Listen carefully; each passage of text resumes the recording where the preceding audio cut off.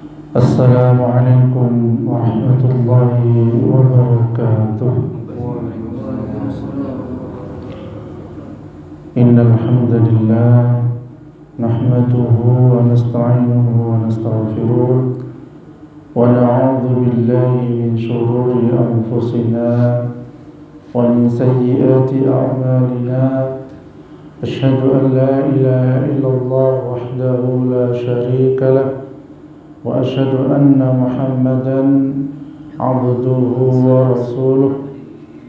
Amma ba'd, rabbi shrah li sadri wa yassir li amri wahlul 'uqdatam min lisani yafqahu qawli. A'udzu bi kalimatillahi tammah min kulli syaitani wa hammah wa min kulli 'ainin lammah. Ya ayyuhalladzina amanu لا تبطلوا صدقاتكم بالمن والأذى كالذي ينفق ماله رئاء الناس ولا يؤمن بالله واليوم الآخر. Alhamdulillah, bapak-bapak sekalian dan ibu-ibu yang dirahmati Allah, bersyukur kita kepada Allah Subhanahu wa ta'ala atas segala nikmat yang diberikan kepada kita sekalian. Nikmat iman, nikmat Islam, dan nikmat kita bisa bersama-sama bermajelis ilmu, yang dimana kata Rasulullah SAW, majelis ilmu itu termasuk taman-taman surga. Bersyukurlah kita selalu istiqomah di taman-taman surga, dan taman-taman surga yang kita lakukan insyaallah akan jadi kenyataan di yaumil akhir kelak. Amin ya rabbal alamin. Bapak Ibu sekalian yang dirahmati Allah, dalam beribadah kita kepada Allah Subhanahu wa taala, setan tidak akan pernah senang. Iblis apalagi. Artinya ibadah kita itu berusaha untuk mereka ganggu, agar ibadah kita tidak diterima oleh Allah Subhanahu wa ta'ala. Na'udzubillah min dzalik. Terus bagaimana, amalan apa yang bisa menghapus amal ibadah? Ternyata ada penghapus amal ibadah. Kalau diibaratkan kita nulis di papan tulis atau di buku, satu buku kita tulis, kira-kira satu buku nulis berapa lama yang kita butuhkan? Lama kan? Berhari-hari, berminggu-minggu. Tetapi sudah kita tulis, ada yang menghapus. Kira-kira sakit hati tidak kita? Oh, sakit hati. Sudah kita tulis, susah payah kesana kemari kita tulis. Sedekah ditulis, zakat ditulis, amal baik ditulis, misalnya lah ya. Kemudian terhapus begitu saja. Ya. Ini kadang yang menjadikan manusia itu lalai, lupa. Lah terus apa saja yang bisa menghapus amal ibadah kita? Yang pertama adalah syirik dan murtad. Na'udzubillah min dzalik. Walau asyraku lahabita anhum ma kanu ya'malun. Seandainya mereka menyekutukan Allah, niscaya lenyaplah dari mereka amalan yang telah mereka kerjakan. Ini dalam surat Quran, surat Al-An'am ayat 88. Allah berfirman juga terkait peringatan para nabi sepanjang masa. Apa itu? وَلَقَدْ أُوحِيَ إِلَيْكَ وَإِلَى الَّذِينَ مِنْ قَبْلِكَ لَإِنْ أَشْرَكْتَ لَيَحْبَطَنَّ عَمَلُكَ وَلَتَكُونَنَّ مِنَ الْخَاسِرِينَ. Dan sesungguhnya telah diwahyukan kepadamu dan kepada nabi-nabi yang sebelummu, jika kamu berbuat syirik, niscaya akan terhapuslah amalmu, dan tentulah kamu termasuk orang-orang yang merugi. Lebih dari itu, Allah juga mengancam, barang siapa di antara kalian yang murtad dari agamanya kemudian mati dalam keadaan kafir, maka mereka itulah orang-orang yang terhapus amalannya di dunia dan akhirat, dan mereka itulah penghuni neraka mereka kekal berada di dalamnya. Na'udzubillah min dzalik. Ya. Oleh karena itu sahabat Rasulullah sallallahu alaihi wasallam 30 sahabat diteliti. Ternyata mereka itu tidak ada yang bangga dengan amal-amalnya. Padahal tataran sahabat itu lebih tinggi daripada wali, lebih tinggi daripada ulama, lebih tinggi dari tabi'in. Artinya sahabat itu tatarannya tinggi, dekat dengan Rasulullah sallallahu alaihi wasallam. Tetapi mereka tidak pernah membanggakan amalnya. Justru mereka itu selalu menangis kepada Allah Subhanahu wa taala, khawatir amalnya diterima. Sampai ada satu sahabat yang mengatakan, andai kata saya tahu jelas 2 rakaat saya diterima oleh Allah, saya akan lebih senang daripada dunia dan seisinya. Masya Allah. Saking begitunya mereka tuh khawatir amalnya tidak diterima. Ya, padahal di sisi lain ada orang yang zikir ribuan kali, ratusan ribu kali, dia bangga. Ada kan gitu kan? Merasa, saya sudah zikir lama, saya sudah gini gitu. Ya Allah. Ya.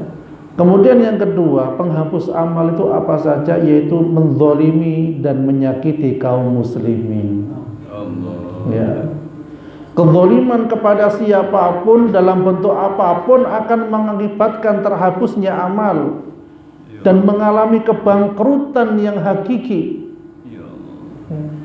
Rasulullah bersabda kepada para sahabat, apakah kalian tahu siapa orang bangkrut itu? Ya. Para sahabat menjawab, orang yang bangkrut itu adalah yang tidak mempunyai dirham maupun harta benda. Itu kata sahabat. Kemudian Nabi SAW berkata, orang yang bangkrut dari umatku ialah orang yang datang pada hari kiamat membawa pahala sholat, puasa, dan zakat, namun ketika di dunia dia suka mencaci maki dan salah menuduh orang lain. Orang lain dituduh salah, zina, dosa, dan lain sebagainya. Makan harta orang lain, ya, menumpahkan darah dan memukul orang lain tanpa hak. Ya. Maka orang-orang yang terzolimi itu akan diberi pahala dari kebaikan-kebaikan pelaku zalim. Ya.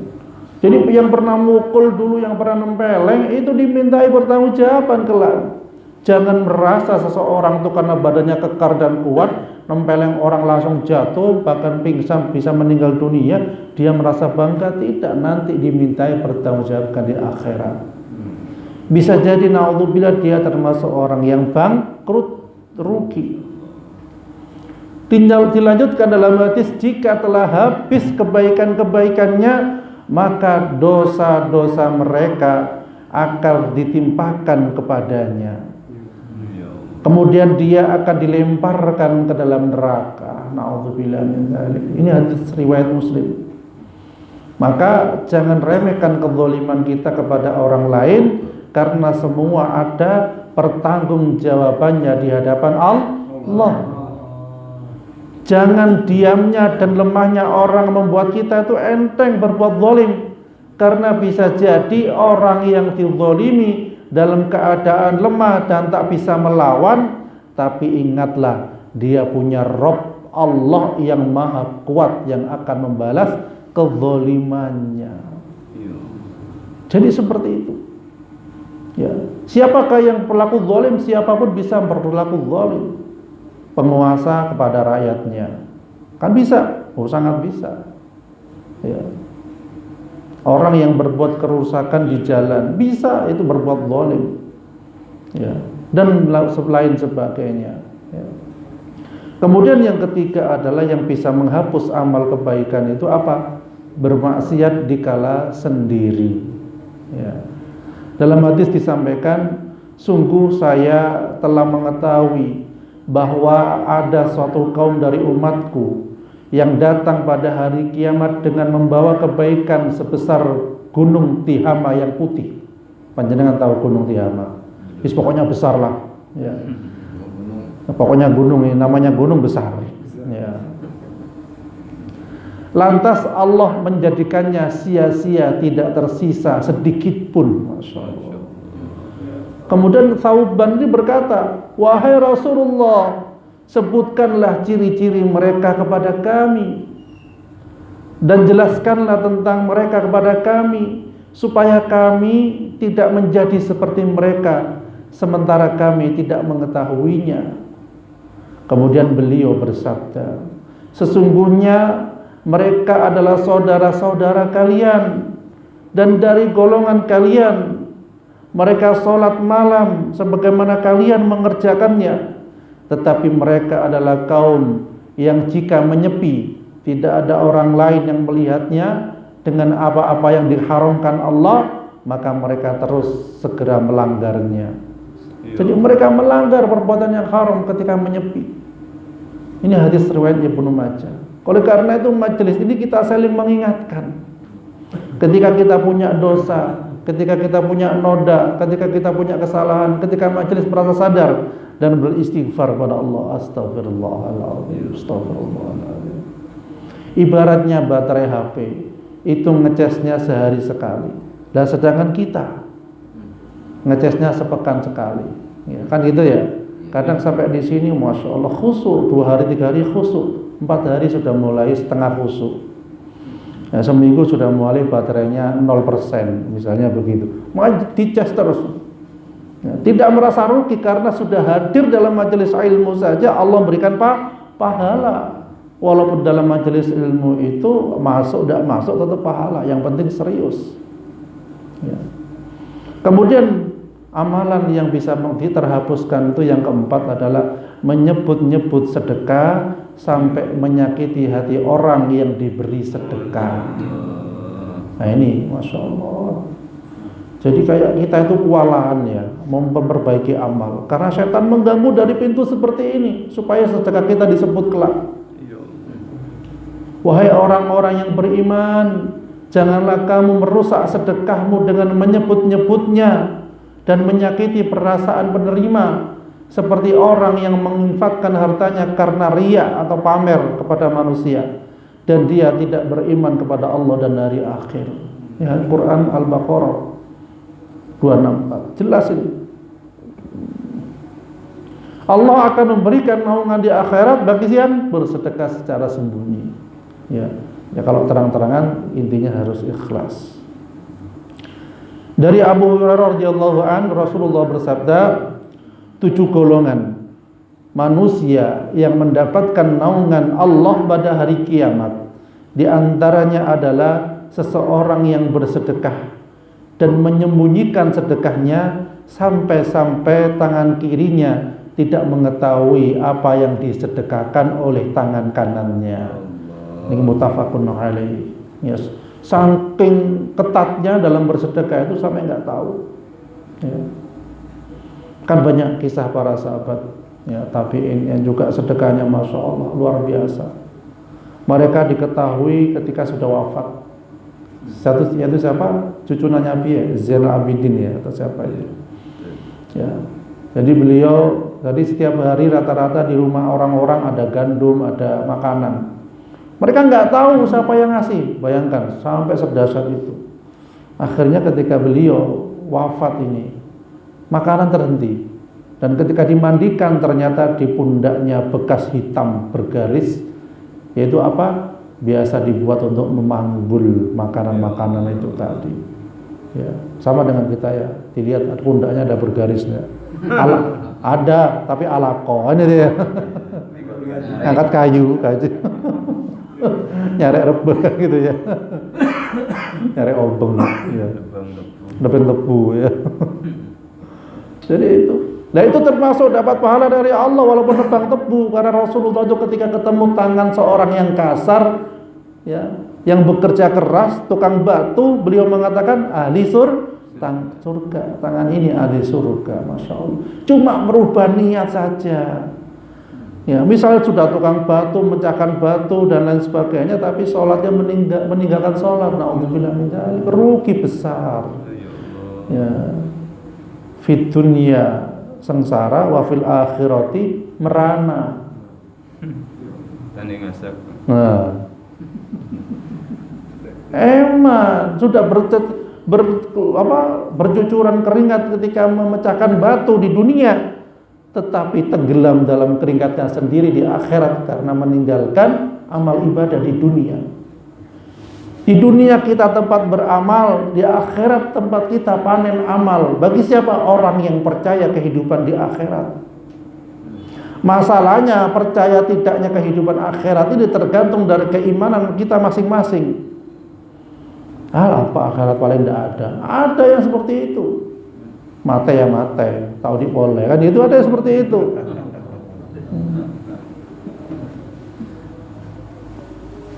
Kemudian yang kelima adalah meremehkan orang mukmin yang berdosa. Nah, ini nggak boleh. Jadi yang bisa menghapuskan amal itu ternyata meremehkan seorang mukmin yang berdosa. Pelaku dosa, kita tahu dia itu nyata-nyata melakukan dosa. Dalam hadis dikatakan, siapakah yang bersumpah atas namaku bahwa aku tidak akan mengampuni si fulan, sesungguhnya aku telah mengampuni si fulan dan aku menggugurkan amalmu. Ini hadis riwayat Muslim. Kan pernah saya ceritakan ya. Ada seseorang yang memvonis dosamu tidak akan diampuni. Sampai seperti itu. Karena saking besarnya mungkin dosa yang dia lakukan dan dia merasa dirinya soleh. Nah, ini penyakit. Ya, dia merasa soleh, merasa ilmunya banyak, ngajinya banyak, sholatnya banyak, zikirnya banyak. Ya. Tapi dia memvonis seseorang dosanya besar, kamu gak akan diampuni. Nah, akhirnya ketika ketemu dengan Allah Subhanahu Wa Taala, Allah mengatakan, siapakah yang bersumpah atas namaku bahwa aku tidak akan mengampuni si fulan. Ya. Makanya dia dimasukkan ke dalam neraka yang divonis tadi, yang divonis karena sudah bertobat masuk surga. Jadi gitu. Ketika kita menghadapi seorang yang banyak dosa, hadapi dengan kasih sayang. Ketika kita menghadapi orang yang bersalah, hadapi dengan diskusi, dengan kasih sayang. Jangan langsung dibuka aibnya, disebarkan di media sosial, di Facebook dan lain sebagainya. Ya Allah, astagfirullahaladzim. Sampai saat dunia tahu tentang kelakuannya, dosanya apa, tidak berlarut-larut terus menerus seperti itu. Tidak mikir dia akhirat itu. Allah saja itu menutupi hambanya yang berdosa. Sampai sekian tahun, puluhan tahun, bahkan sampai 40 tahun lamanya Allah menutupi.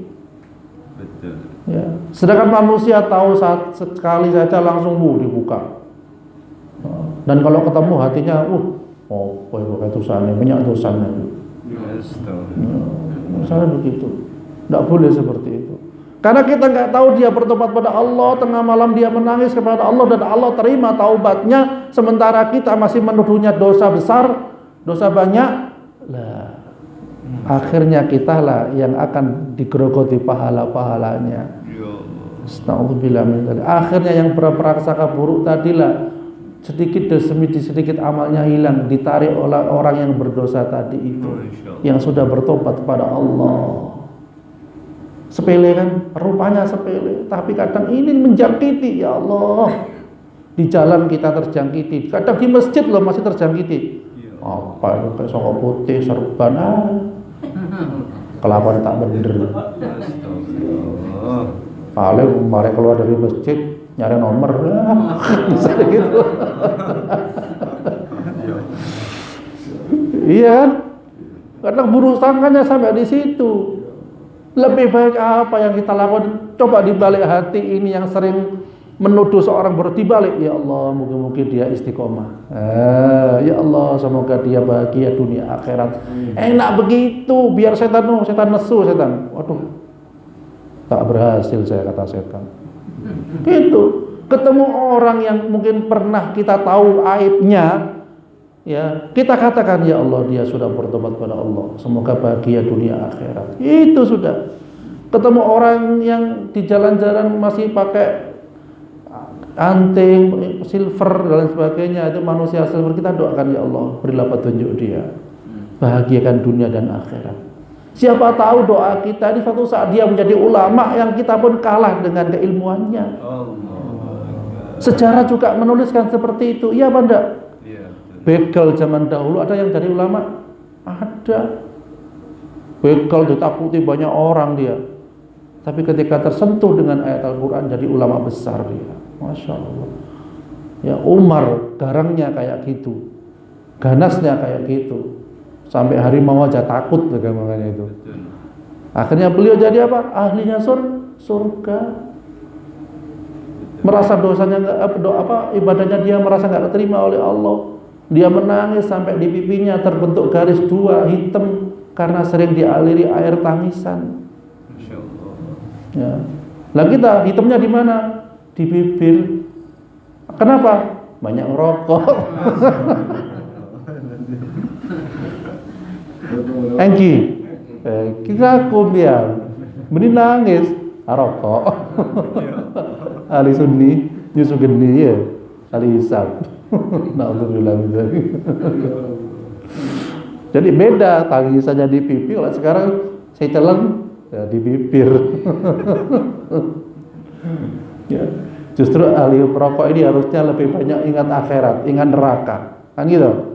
Panas neraka deh, panas ya. Tak usah terus lagi buang lah rokok. Harusnya lebih banyak ingat neraka. Panas ya rokok. Panas. Coba sepian rokok sampai ke tangan, mau nak telep terus lagi, mau panas tak usah. Nah gitu. Ya. Kemudian yang menghilangkan amal ibadah kita yang keenam yaitu apa? Ujub dan riya. Nah ini tadi. Rasulullah bersabda 3 perkara yang membinasakan rasa pelit yang ditaati. Pelit ditaati, maksudnya dituruti. Hawa nafsu yang diikuti, noro hawa nafsu. Dan ujubnya seseorang terhadap dirinya sendiri. Nah, ujub benih gula ya, wah tak jalan ke pengajian misalnya, astagfirullah. Ya. Mondak karena saya yang tidak bisa jalan pengajian, astagfirullah. Itu loh setan tuh, amal kebaikan diganggu terus dari depan dari belakang. Ya, makanya kita disuruh banyak istighfar oleh Allah 100 kali minimal agar setan ini tidak mudah menjangkiti kita. Kenapa ada doa zikir pagi dan petang? Supaya setan itu tertutup untuk mengganggu manusia, umat Islam ini. Ya. Jadi dikatakan pelit nafsu dan ujub itu dapat membinasakan pemiliknya. Ya.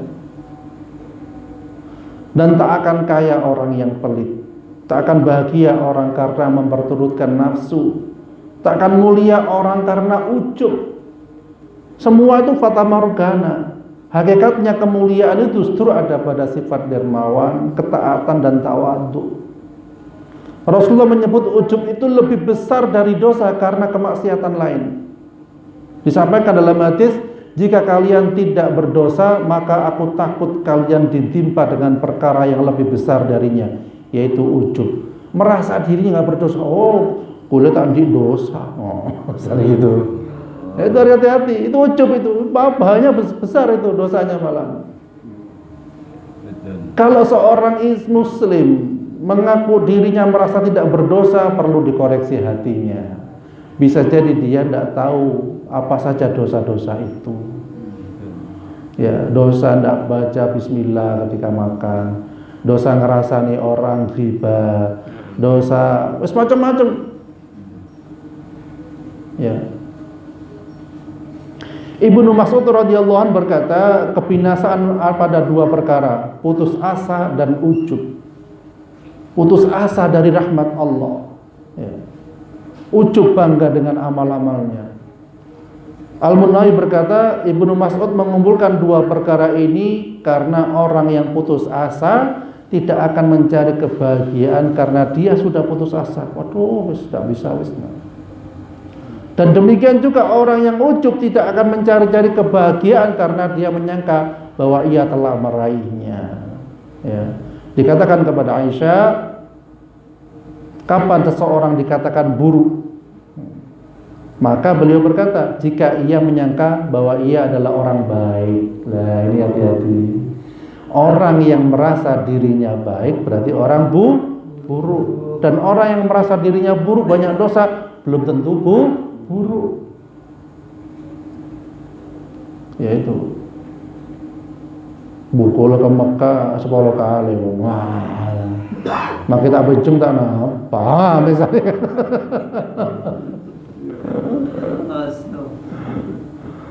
Ini siapa yang nak manggil haji ke saya? Majar larang haji. Nah itu hati-hati ya. Dalam sebuah hadis qudsi Allah mencela sifat riya. Aku paling tidak butuh pada sekutu-sekutu ya, itu dalam hadis qudsi Allah mengatakan, barang siapa yang beramal sebuah amal kemudian dia menyekutukanku di dalamnya, maka aku tinggalkan dia dan syiriknya. Ya Allah, na'udzubillah. Jadi kita beramal itu pengen perhatian Allah, bukan perhatian manusia, betul enggak? Kita bekerja itu pengen perhatian Allah, bukan manusia. Kita menyantuni anak yatim piatu pengen perhatian Allah, bukan perhatian media. Ya. Seorang istri pun ketika dia masak, ketika dia berdandan, bersolek, itu karena Allah, bukan karena suaminya. Karena Allah menyuruh seorang istri patuh pada suaminya, seorang anak patuh pada orang tuanya, itu karena Allah. Kalau seorang anak mau patuh kepada orang tuanya ya karena pamer, ya khawatir tidak diterima pahalanya. Tapi kalau karena Allah, walaupun orang tua itu banyak kesalahan, masih ada kekurangan, ya wajarlah, itu manusia. Makanya di dalam Al-Quran itu dikatakan anishkurli wali walidayk, bersyukurlah kepada aku, kata Allah, dan kepada orang tuamu. Kalau sampai Al-Quran mengatakan seperti itu, karena banyaknya seorang anak yang tidak bersyukur kepada orang tuanya. Mari beri HP, nyon sepeda motor, mari sepeda motor, nyon sepeda trail, macam-macam.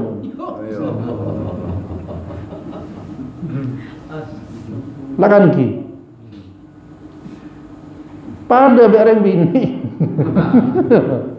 Tapi di sini tidak salah ya. Marenya on cincin 1 gram, metabolnya 10 gram, mana itu ya? Masya Allah. Tanapa mon kisah, insya Allah punya omong amin amin. Panjenengan sih, punya omong insya Allah. Ya. Jadi itu. Sampai Allah mengatakan minta ampunlah pada orang tuamu, wahai anak-anak. Rabbighfirli wa liwalidayya warhamhuma kama rabbayani shaghira. Terus minta ampun karena orang tua enggak sempurna. Orang tua yang susah payah mencari nafkah itu enggak sempurna. Bisa jadi dia salah, bisa jadi dia lupa. Makanya seorang anak disuruh minta ampun untuk orang tuanya. Sampai kapan kita berbakti pada orang tua? Sampai kita yang mati berarti siap mati.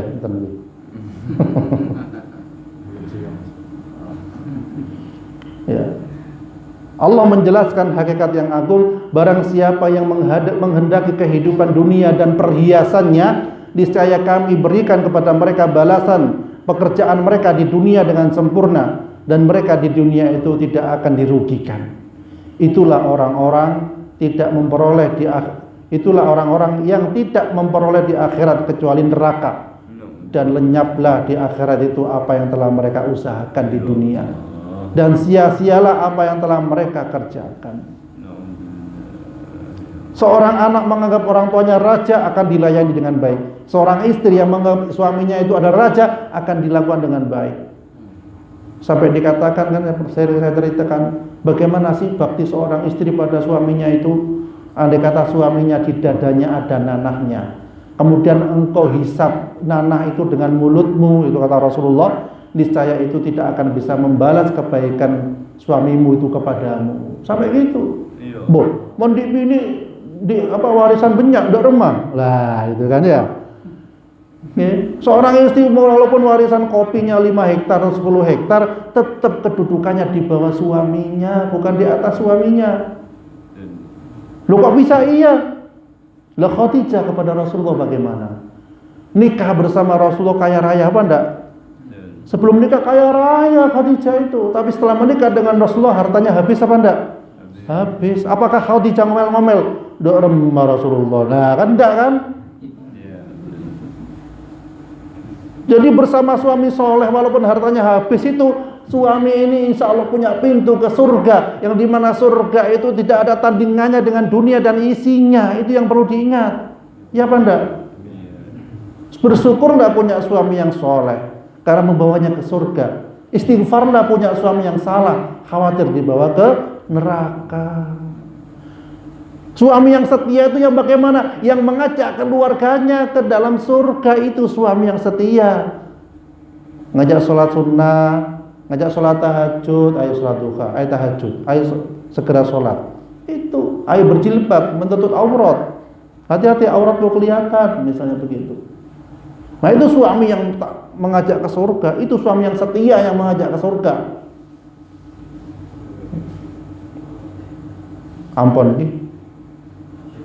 Lanjut perang sekundi ini. Yang ketujuh adalah yang menghapus amal itu mendatangi dukun. Nah, bener dukun kan toh? Enten nggih. Alhamdulillah. Barang siapa mendatangi peramal atau dukun dan mempercayai ucapannya, maka sungguh ia telah kufur terhadap syariat yang diturunkan kepada Muhammad sallallahu alaihi wasallam. Bisa dianggap kafir karena menyekutukan Allah. Walaupun sepak bola nyari dukun tak oleh. Napa boleh nyari kaju.